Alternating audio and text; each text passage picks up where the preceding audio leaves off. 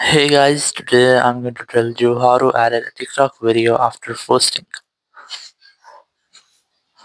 If you are using TikTok and you have posted a video and you want to edit your TikTok posted videos, let's see how can you do this. You have to simply open your TikTok app here, and tap on your profile option in the bottom right corner, and then select the video which you have just posted or which you want to edit. Select that and then tap on three dots here, and then scroll and you'll get the option of edit here.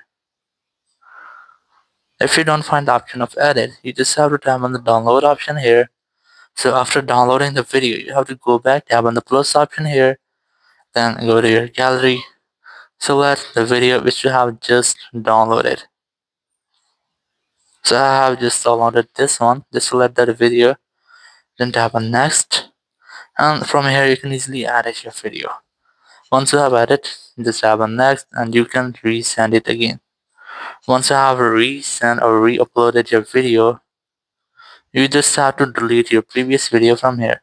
So go back and here you will get the previous video.